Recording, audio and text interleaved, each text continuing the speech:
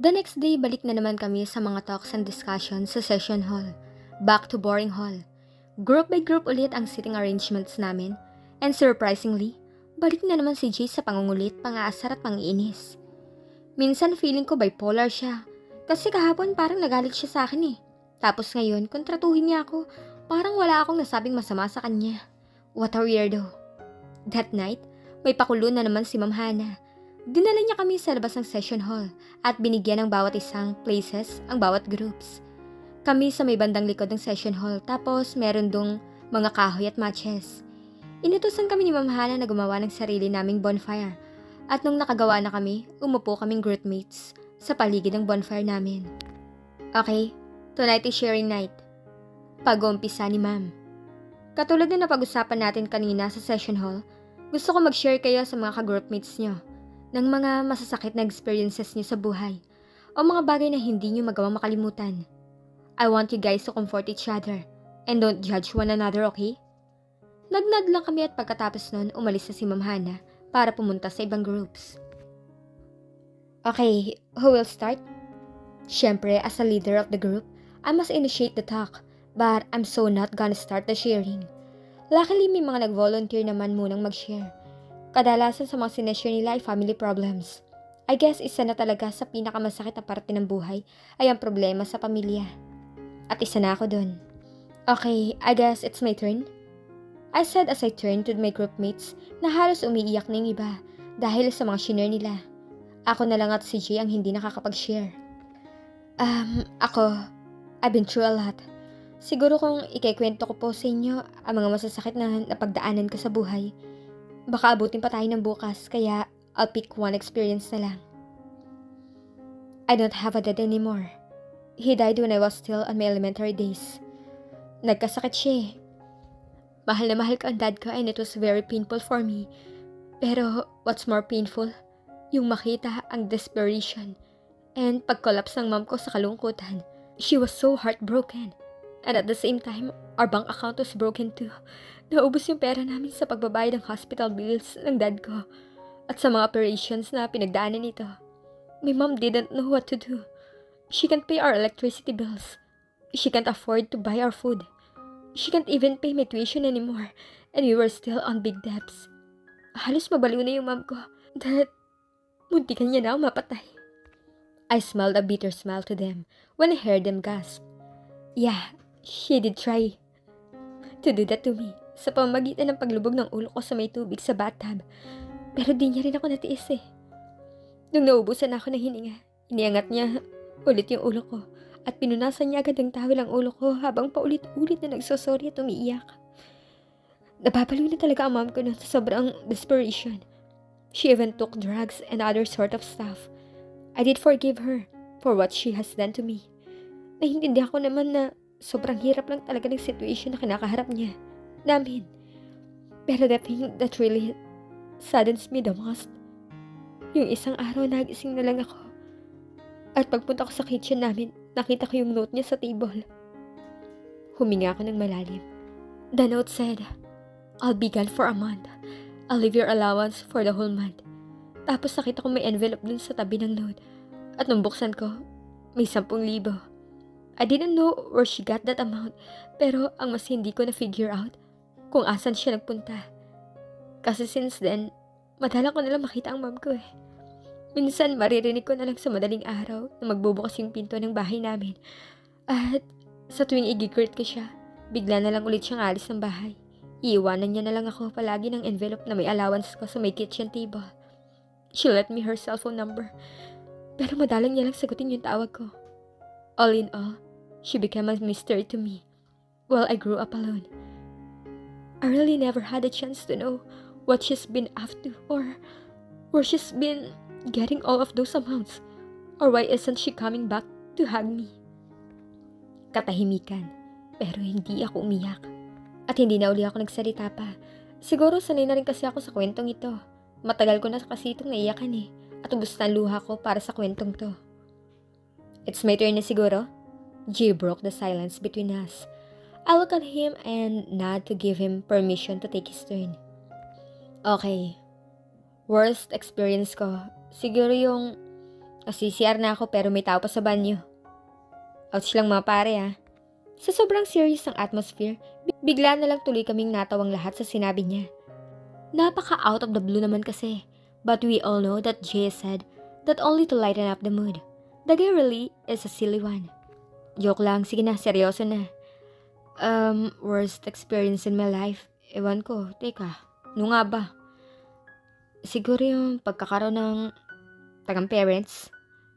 Yung kalokohan ng nanay ko at yung kalokohan ng tatay ko. No one dared to speak. Yung tatay ko kasi may pagkababaero. Saan pa ba ako magmamana, diba?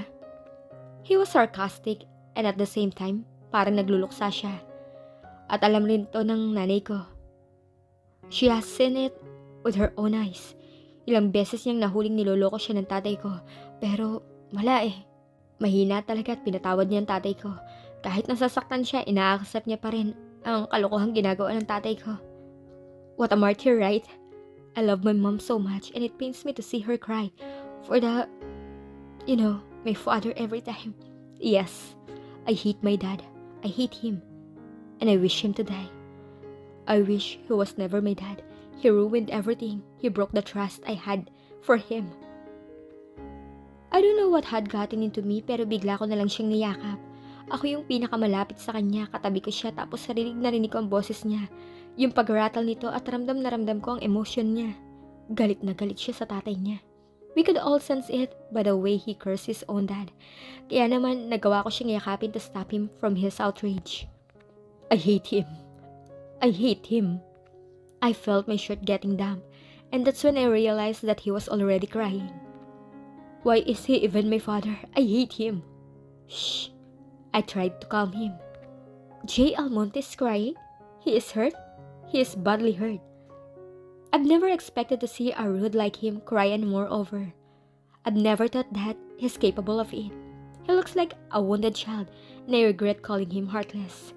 A heartless man would never cry, but he just did. Guys, group hug.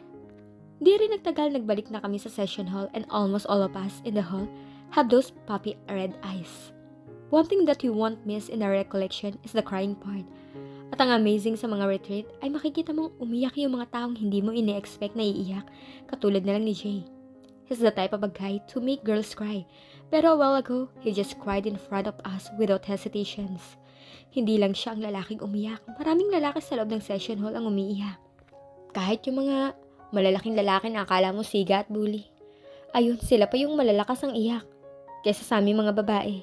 Pero siguro, you really can't judge someone sa panlabas na anyo nila or kahit sa ugali nila hanggat hindi mo alam kung ano yung napagdaanan nila sa buhay. Kasi minsan, behind those acts is actually a wounded person seeking for help or comfort. Natapos din ang session namin around 11 p.m. At pagkabalik namin sa kanya-kanyang rooms, I could see that Yanni cried as well kasi pugto yung mga mata niya. Nung nag-lights up na, kailangan na magsitulog, hindi ako makatulog kahit anong gawin ko. Kahit pabali-balintog na ako sa kama ko, wala pa rin. I need air. Nasabi ko sa sarili ko habang nakatingin ako sa may kisame. Bumaba ako ng higaan at nagsuot ng jacket at tsinelas. Nakita kong himbing na himbing ang tulog ni Yani. Naglakad na lang ako kasi gusto kong magpahangin. Ewan ko ba kung bakit hindi ako mapakali. Nasa may bandang garden ako ng retreat place namin. Maliit na garden lang naman yun. Napagdesisyonan ko maglakad-lakad doon para suminghap ng simoy ng hangin. Ang sarap kasi ng pakiramdam ng preskong hangin eh. Pero habang naglalakad ako, may napansin akong figura ng isang tao.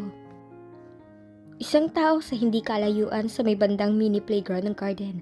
Nakaupo ang figurang ito sa isa sa mga upuan ng swing. Sinubukan ko lumapit at nabigla ako na makita ko si Jay na nakaupo doon at naninigarilyo. Jay? Leticia? Naninigarilyo ka? Minsan pag-depress. Yun na nasabi ko tapos wala nang umimik sa amin. Siguro gusto ko lang ding makakausap kaya naman napagdesisyonan ko lumapit at umupo sa isa pang upuan sa swing sa tabi niya at pagkaupo ko, lumingon ako sa kanya at nagtanong. Depressed ka? Bakit? Gawa ba nung kanina? Ngumiti siya pero malungkot. Sinagot niya yung tanong ko nang hindi tumitingin sa akin. Hindi. Depressed ako kasi tumataba ako sa retreat na to. Masyado marami pinapakain nila sa akin. Paano na lang ang body ko, diba? I need to maintain it to catch more girls' attention. Baliw. Hindi, joke lang. Malungkot yung tono ng boses niya kahit alam kong pinipilit niyang pasayahin. Alam ko na pinipilit niya lang din magmukhang energetic at masaya. At alam ko rin na hindi yung pananaba niya ang kinakadepress niya. Kalokohan niya lang yun. Jay? Sorry ha. Para saan? Sorry kung sinabihan kita na walang puso. Pasensya ka na sa mabibigat na salitang nabibitawan ko palagi sa'yo. Leticia. Yeah. May tanong ako sa'yo. Ano yun? Bakit parehas kayo ng nanay ko? Bakit parehas kayong napakahina sa lalaking obvious na niloloko kayo? Bumukas yung bibig ko sa pagkabigla at umikom ulit at nagbukas muli para magsalita. I was like a goldfish. Bukas sarang bibig. Sobrang nabigla ako that I can't find my words in my mouth. Hindi, joke lang. G, sa tingin mo ba talaga niloloko ako ni Paulo? Oo. Mahal ako ni Paulo. Sabi mo eh. He just shrugged his shoulders tapos hinagis niya yung sigarilyo. Masamang manigarilyo. Masama rin manloko ng kapwa. Let's say, mahal ka nga ni Paulo. Paano naman yung isa pang tao masasaktan? Paano yung best friend mo? She'll get over him. You're really selfish, aren't you? I guess I am. But it's the only one I've got, Jay. Alam mo ba, Jay, namatay yung dad ko before my graduation ng elementary ako. Nabaliw naman yung mom ko at iniwan ako. First year ako noon na magsimula akong mamuhay mag-isa sa bahay namin. Iba pa ang school ko noon ng first year. Hindi pa sa school natin ngayon. Sa dati kong school na yun, it was a nightmare for me. Bukod sa kinakaharap kong family problems, binubuli pa ako sa school na yun. Ewan ko kung paano ako naging target ng bullyism sa school namin na yun. Nananahimik lang naman ako eh, pero minsan siguro, the more na tahimik ka, the more na pagdidiskitahan ka. Isang araw may nagkalat na anak daw ako ng isang, yung bang babaeng bayaran? Ewan ko rin kung saan nanggaling yung balitang yun. Basta kumalat na lang siyang parang virus sa school. At sa tuwing dadaan ako sa hallway, sa kantin o mapasang parte ng school, pinagtitinginan ako ng mga tao. At bubulong sila at sasabihin, ayan yung anak ng bayaran, di ba? Naramdaman ko na lang na may tumulong luha sa mga mata ko kaya agad ko itong pinunasan at nagpatuloy sa pagkikwento.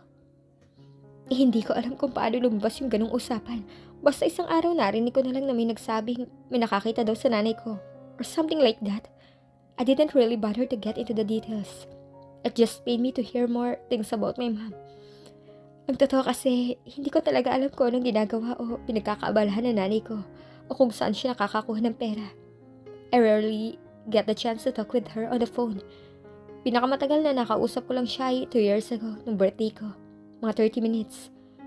Tinanong ko siya nun kung asan ba siya o kung anong ginagawa niya. Pero paulit-ulit niya lang na sinasabi sa akin na she's fine and I should not worry. Yun lang. Alam mo ba, Jay, malungkot ako.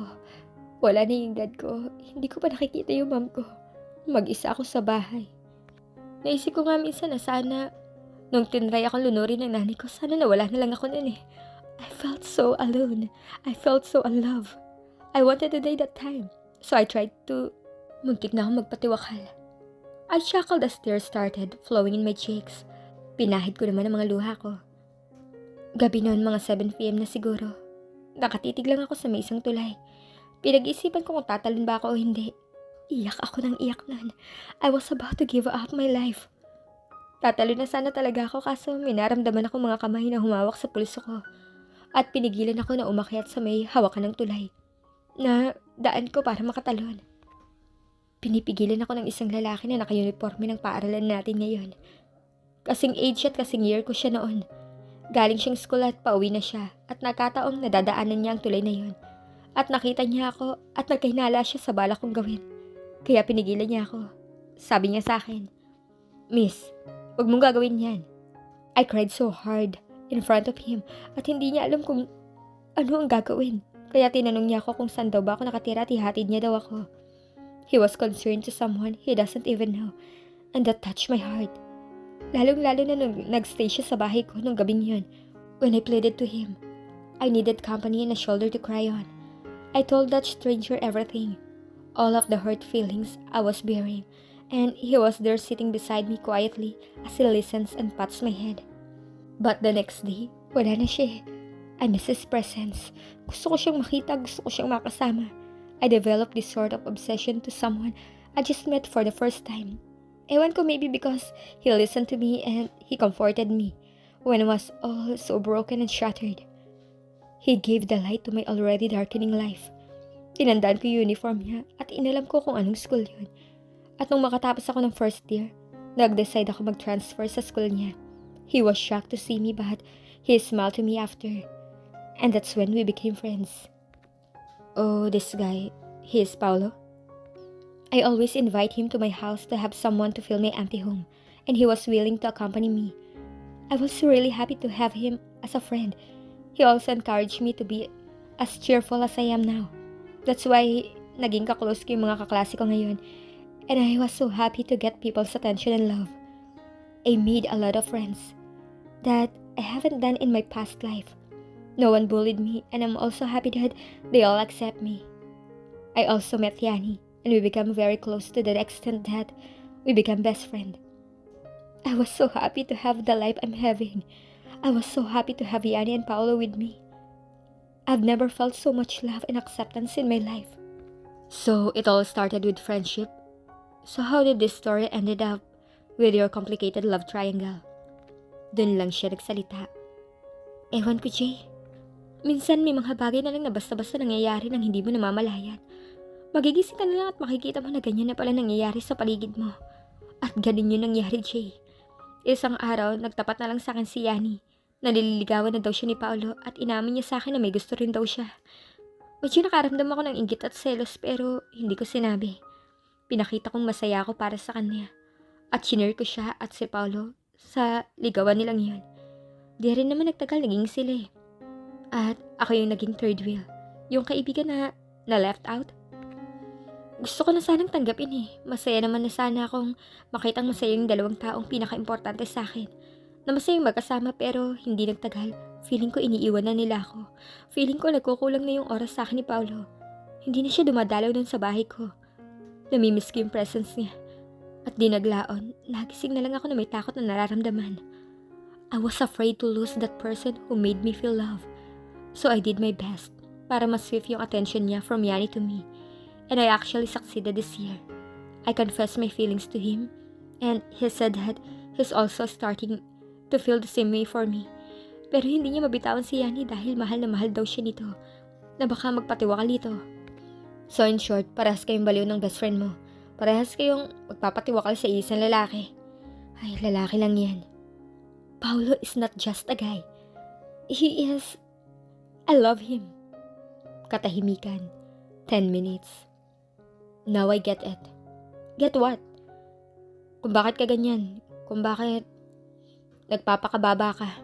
Kung bakit ganyan ka makakapit kay Paolo. Kung bakit nabubulag ka ng todo-todo sa tinatawag mong pag-ibig. Leticia, kaya speak ka. Kung may kulang sa pansin, ikaw naman kulang sa pag-ibig. You believe your life in the cold. And when Paolo appeared and made you feel a little of warmth, you can't let go of it anymore. Because you know for yourself that it's the only thing you could hold on. And if you let it go, you think the coldness in you would just eat you. Bull's eyes. Leticia. Nabigla ako nang nag-lean forward siya sa akin. Napaurong tuloy ng konti ang ulo ko sa pagkakabigla. Pwede ko bang pukpukin ang ulo mo sa pader? Yung ipupukpuk ko lang? Kaya naman, pukpukin kita ng malaking bato? O pwede rin kayang ibitin ka ng patiwarik? Baka sakali kasing malug ang utak mo. Para naman mapagtanto mong kahit si Paulo man ang nagbibigay ng liwanag sa buhay mo, hindi lang sa kanya iikot ang lahat. If you keep on holding only to the warmth he had given you the time, your life would never ever be warmer. Wake up! Aray! Nagpaut ako sa kanya nung hinihimas-himas ko yung noo ko. Napak mo, Jay, ha? Kung makapag-lecture ka naman sa akin eh. Kala mo expert ka? Sige na. Alam ko naman sa sarili ko na napakababa ko na eh. Alam mo naman pala eh. Tingin mo, cute ka niyan pag nagpapakababa ka? Hindi ako nagpapakyute. Ang akin lang, umaasa lang ako na mahal niya talaga ako. At magsasorry naman ako kay Yani kapag nagtagal. Ayoko din naman kasi siyang saktan pero selfish na akong selfish. Gusto ko akin si Paulo. Ay, isip bata. Why am I even trying to talk to you? Nagsalitang hindi isip bata. Pero Jay, promise mo na hindi mo pagsasabi kahit kanino yung tungkol sa amin ni Paulo. Pati yung mga kinikwento ko sa'yo kanina ha. Basta ba unlimited ice cream supply deal ha? Napaka mo! Basta tutupad ka sa deal natin ha. At kahit tapos na yung first month slavery thing, hindi mo pa rin ipagsasabi kahit kanino. Promise mo ha? Oo na, oo, whatever. Ay, mag-promise ka. Ang arte nito. Mag-promise ka sabi eh. Oo na, promise na. Mamatay mo ng ipis na pink. Ano yan? Daliri. Funny. Pinky promise. Ano ka ba, 5-year-old kid? Oh, come on, Leticia. That's for kiddos. Jay, promise me, please. So you really plan on continuing this? I promise and promise me to hit your head on the wall if you get hurt dahil dito.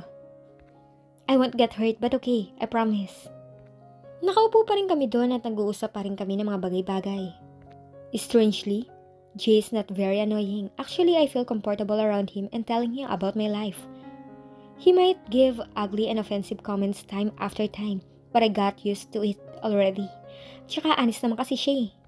Then unknowingly napunta kami sa topic tungkol sa dad niya. Hindi ko matandaan kung sinong nag-initiate ng topic na to. Basta andito na lang ako nakaupo sa tabi ni Jay habang nakikinig sa pagkikwento ng buhay at saloobin niya. Actually namatay yung first wife ng dad ko, which is yung mom ni Ate Gabriela. Yung daw Gabriela ay half-sister niya. Namatay ito sa pagkapanganak kay Ate Gabriela. My dad loves Ate Gabriela's mom. He found comfort in the arms of my mom. And he married her after a year and a half. And then I was born in this effing world. But my dad doesn't really love my mom. Not how he loved Ate Gabriela's. Kaya naman di rin nagtagal habang palaki kami ng palaki ni Ate Gabriela. Our dad starts to come back home with smell of liquors and sometimes with lipstick stains. It was too obvious but my mom just kept on ignoring the obvious. Nakakatawa hindi ba? She kept on holding on to my, sa nagluloko kong dad. You really hate your dad that much, don't you? Well, how could you not hate the person who makes the woman you care for cry every night? I don't know what to say, kaya naman I just reached for his head at ginulo ko ang buhok niya. That's what I'm talking about you. You're such a fun girl. The following days, walang nagpaalala miski sa amin ni Jay sa nangyari o napag-usapan namin nung gabing yun sa playground. Ibig kong sabihin sa close ay inaasar at kinukulit niya pa rin ako at inuutos-utusan na parang boss. Pero nabawasan yung irritation namin sa isa't isa na parang naging friends kami in a way. Para bang nung gabing yun, we just created a silent truce between us. Minsan, I'll just find myself laughing and playing along with Jay's silliness. Pero there will still be times na naiirita pa rin ako at gusto ko pa rin siya pasabugan ng basuka. Pero all in all, parang yung gabing yun sa mini playground, nag-create kami ng unique bond sa amin ni Jay. I felt so comfortable around him and I never feared the day he'd reveal my secret. Feeling ko nga minsan tinitreat niya lang ako for the sake of fun. But I think he doesn't really mean to reveal it to anyone. Like what we had swore to our pinkies. But I feel betrayed when that day came. Leticia, I trusted you! As Yani and I entered the room, printed pictures of me with Paolo were scattered on the floor. Before I could get a hold of those pictures, it was already in Yanni's hand as she glared at me with fear-filled eyes. I don't know why he broke his promise. I don't know what's going on anymore. Jay, how could you be so matured? We had a deal, you promise. Sa side ni Yani. Can you explain these pictures to me, Paolo? I pushed the pictures to his chest habang pinipigilan ko ang mga luha ko na tumutulo. I saw it yesterday at galit na galit ako kay Leticia. I trusted her, but what? She just made a big fool out of me. She kept on saying how sorry she was, pero hindi ko siya pinansin. I stormed out of my room at nakitulog na lang ako sa ibang room. Sa room ni Dayan, Serrano at Charlie Ann. And there I told him lahat ng sama ng loob ko. They are my classmates and also my friends, and also Leticia's friends. And they couldn't figure out the reasons why Leticia did this to me after I told him what I saw in our room. What? Paolo's voice trailed off nung mahawakan niya yung mga pictures. How dare you, Paolo? Of all people, bakit best friend ko pa? It would have been less painful kung ibang babae na lang eh. Or at least sa lalaki na lang, di ba? I laughed bitterly at my attempt to humor myself in a situation like this. Yani, no. It's not like what you think. Of course, it's not what I think. You guys are not obviously kissing in the picture. Ang boba ko. Why am I jumping into conclusions? Of course, hindi kayo naghalikan dyan sa picture. It just happened that you were right in front of Leticia when she tripped on an invisible rock and your lips touched the poop. Bebs, don't you bebs me? Makakinig ka muna sa akin, Bebs. I won't deny these pictures. Yes, it really happened. She kissed me pero Bebs, believe me or not, I didn't want it. What do you mean? I tried pushing her away from me pero I think obsessed sa akin si Leticia. She followed me like everywhere and kept on telling me that she loves me more than anything. I know she's your best friend and she's also my best friend, Diani. It was hard for me to just ignore her and hurt her feelings. You know how alone she is right now. You know how much she has suffered in her past. I did it not because I want to cheat on you. I only accepted her behind your back because I don't want her to commit something bad like what she did back then. Maniwala ka sa akin, Bebs. Mahal kita. Ang gulo nyo!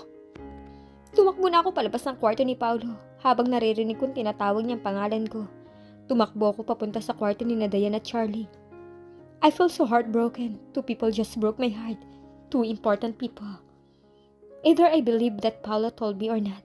Ganun pa din ang labas nun. They both cheated on me. Paulo could have just simply told me the situation before, so I could have handled Leticia myself. Pero what did he do? He still looked Leticia's feelings for me. Does he really think that by doing that, he'd make the situation better? Not a chance. And Leticia, I trusted her. Kahit ilang beses na ako makatanggap ng anonymous text messages, I even asked her sa open forum. Nung isang araw na kung may gusto siyang sabihin sa akin, sabihin niya na at iintindihin ko siya. She just kept it all for herself and trying steal my boyfriend away from me. They both makes me want to hate them. Flashback of the night when Jay asked me if he could have a little chit-chat with me came in my mind. Pabalik na ako sa room ko noon dahil magpapalit sana ako ng damit ko para makalabas ulit at kumain ng dinner sa labas with my classmate and friends. Sina Dayan, Charlie, and si Che. Yung same circle of friends. Kasama nga dapat si Leticia nun pero she told us she has to go somewhere important. But as I was walking in the hallway, naramdaman ko na lang na may mga kamay na pumigil sa aking braso. At paglingon ko, nakita ko si Jay. He was calling for my name. Then, when I asked him what he needed, simple lang ang sinagot niya sa akin. Gusto kita makausap, Yani. Jay, tungkol saan? Napapakamot pa ako ng ulo nun kasi hindi naman kami close ni Jay. Para bigla na lang niya ako lapitan at kausapin. Ay, tungkol kay Leticia, no? Alam ko kasi may gusto siya kay Leticia. Well, yun ang kumakalat na balita. Madami rin kasi nakakapansin na laging nakadikit si Jay kay Leticia. And marami rin nakakapansin na simula nun na wala na yung playful na Jay na laging nanghuhok ng girls. Ang balita nga daw, lahat ng lumapit kay Jay na babae ini-ignore na lang ni Jay. Kaya naman maraming napapaisip kung may hidden agenda nga ba si Jay sa best friend kong si Leticia. Yeah, sort of. So, are you coming with me or what? Ha? Coming? Saan tayo pupunta? Take you out on a dinner so we could talk about it. Pero may usapan kami ni Dayan ng mga friends ko. Well, text them na may iba ka ng kasama or something like that. Basta, just come with me, Yani, please. Napailing na lang ako. Malamang gusto lang talaga nito na makakausap. Kaya naman tinext ko na lang mga kaibigan ko. At pagkatapos na sumama na ako kay Jay, sa may Jollibee naman kami kumain, and I didn't have any problems with that. Dahil I like Jollibee at saka isa pa, it was his treat. So, care to tell me kung ano yung dapat pag-usapan? Tell me, Yani. Saan mo ba nakuha yung napaka-tigas ng ulo mong best friend? Ha? Nag-away ba kayo? Bakit parang galit ka, dude? Umiling-iling si Jay at dumampot ng ilang pirasong french fries. What? Hindi ko naintindihan ang sinabi niya kasi puno ng fries yung bibig niya. Nilulok niya muna lahat ng inuya niyang fries. Ew! Where's your manner? Nakakainis kasi ang best friend mo ha. Pagsabihan mo yan, pukpukin mo ang ulo sa pader ng mga 10 beses. Hindi pala, gawin mo ng 100 beses. Wala atang utak yung best friend mo. O kung meron man, hindi niya alam gamitin. Ngayon lang ako nakakita ng babaeng kasing tigas ang ulo niya. Sa buong buhay ko. Hey, watch your mouth. Best friend ko yata yung inuinsulto mo. Huwag mo sabihin yan lang gusto mo sabihin sa akin, ang insultuhin ng best friend ko. Ay, okay, sorry. I just really peeved right now. So yeah, let's change the topic. I would want to ask you something. Paano kung niloloko ka ng mga tao importante sa'yo? Anong mararamdaman mo? What kind of question is that? Wala lang, tanong lang. May kilala kasi ako na tao na niloloko yung kaibigan niya. Oh, did you bring me here to ask an advice? Yeah, siguro parang gano'n na nga. Kung niloloko ako ng taong importante sa akin, obviously masasaktan ako, magagalit ako, malulungkot ako at halo-halong emosyon ang mararamdaman ko. And of course, all of them would be negative emotions. Sino ba namang hindi makakaramdam ng ganun, diba? Pag nalaman mo niloloko ka.